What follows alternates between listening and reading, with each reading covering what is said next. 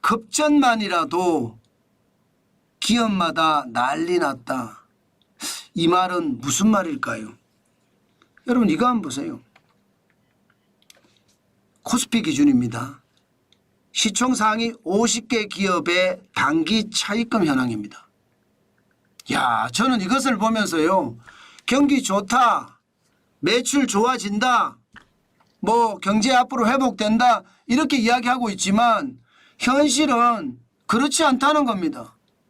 지금 여기에서 보면 50개면 시총 상위면 대한민국에 제일 잘 나가는 기업 50개를 이야기하는 거예요.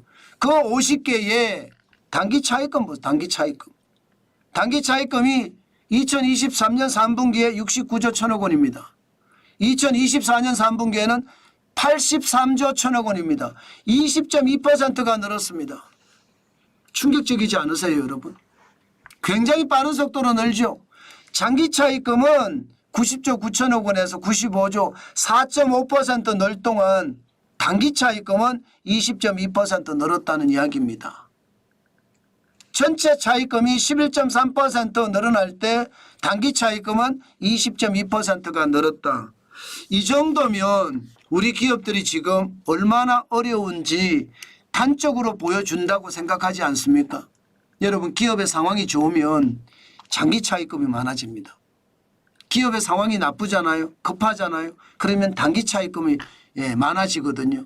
지금 기업의 상황이 실질적으로 좋지 않다는 거예요.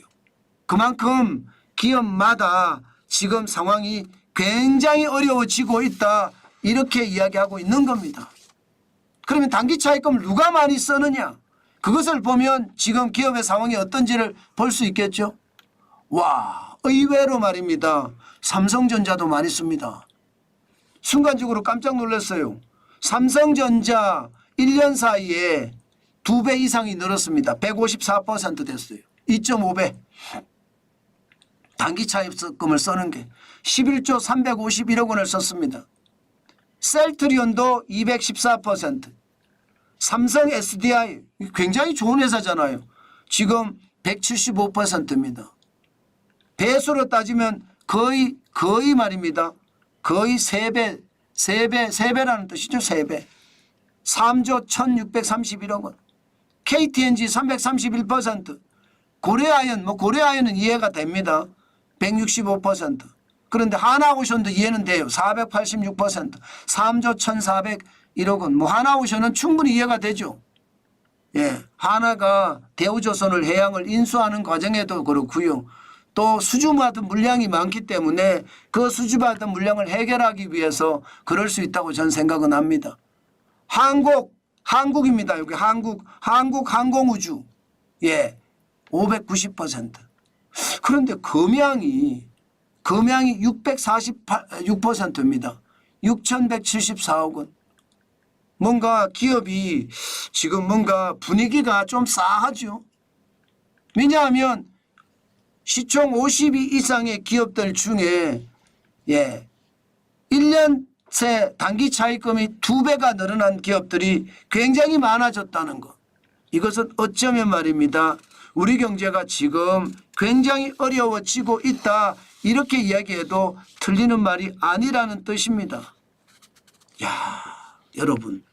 저는 시장에 굉장히 불안감이 도는 게 바로 이런 단기 자금을 쓰는 거거든요. 그런데 단기 자금을 쓰는 기업들이 많아졌다는 것도 진짜 충격입니다. 근데 충분히 우리는 이걸 예상할 수 있었습니다. 어떻게 예상할 수 있었느냐? 제조업 국내 공급 지수. 제가 여러분들에게 말씀을 드렸잖아요. 2023년 3분기부터 시작을 해서 5분기 연속 마이너스예요. 제조업 국내 공급 지수라는 게 국내 생산에서 국내에서 공급하는 것도 기고요. 해외 생산에서 국내에서 유통시키는 것도 포함이 됩니다. 그런데 이게 말입니다. 5분기 연속 마이너스예요. 여러분 5분기 연속 마이너스가 전년 대비 일어난다는 것은 여러분 경기가 꼬꾸라지고 있다는 이야기입니다. 그만큼 기업들의 상황이 좋지 않다는 거예요. 제조업 국내 공급 지수가 올라가는 게 정상이거든요. 생산이 늘어나는 게 경제가 좋아진다는 뜻이에요. 국내 공급이라는 게 부품도 있을 거고 원자재도 있을 거고 그죠? 반제품도 있을 거고 이런 국내 공급이 계속 줄어든다는 거. 이것은 기업들의 생산 상황이 여의치 못하다 이렇게 보는 겁니다. 그만큼 말입니다. 기업의 상황이 지금 그 어느 때보다 어려워지고 있다 이렇게 이야기합니다. 실질적으로 말입니다. 영업이익으로 이자도 못 갚는 그런 기업들 적어도 3년 동안 못 갚은 기업을 한계기업이라고 하거든요. 지금 한계기업이 대기업만 하더라도 12.5%예요. 대기업만 하더라도. 전체는 16.4%고요. 그러니까 업종별 또 기업별 상황이 굉장히 어렵다는 거죠. 지금 정부가 이런 거 제대로 알고 있는지 모르겠습니다. 이게 제대로 판단이 돼 있어야 되는데 이런 판단이 제대로 안 돼 있으면 지금 상황이 점점 어려워진다는 것 이거 생각해 봐야 됩니다. 제가 여러분들에게 계속 말씀드린 거 기억나시죠? 저성장의 깊이가 깊어지고 있다고. 길어지고 있는 것은 당연하고요. 깊어지는 게 문제죠. 왜냐하면 지금 저성장의 늪에 빠져서 허우적거리고 있거든요. 허우적거리고 있습니다. 그런데 이게 깊이가 낮으면 내가 서 있어도 되는데 깊이가 점점 깊어지면 깊어질수록 나는 진짜 많이 허우적거려야 돼요. 그러다가 힘이 빠지면요. 쑥 내려갈 거 아니에요. 그렇게 될까 봐 두렵죠. 그런데 그렇게 될 가능성이 점점 높아지는 거예요. 제가 억지로 지표를 만들어서 여러분에게 이야기하는 게 아닙니다. 지금 있는 지표를 그대로 여러분들에게 말씀을 드리는 거예요. 그런 것을 감안을 해보면 우리 경제 사실 굉장히 두렵다 그런 생각이 듭니다. 저도 이런 지표를 말씀을 드릴 때마다 제가 국내 투자를 하고 있는데 왜 내가 국내 투자를 하고 있지 이 고민을 하게 됩니다. 국내는 지금 중국의 파상 공세 그것도 저가 파상 공세에 줄줄이 무너지고 있거든요. 이게 여러분 시간이 생각보다 안 걸릴 수도 있습니다. 롯데도 위기라는 그런 설이 나왔잖아요. 그런 것을 생각을 해보면 지금 우리는요. 진짜 정신 바짝 차려야 된다는 것 오늘 또 한 번 여러분에게 말씀드리고자 합니다. 그만큼 상황이 어렵다는 거예요.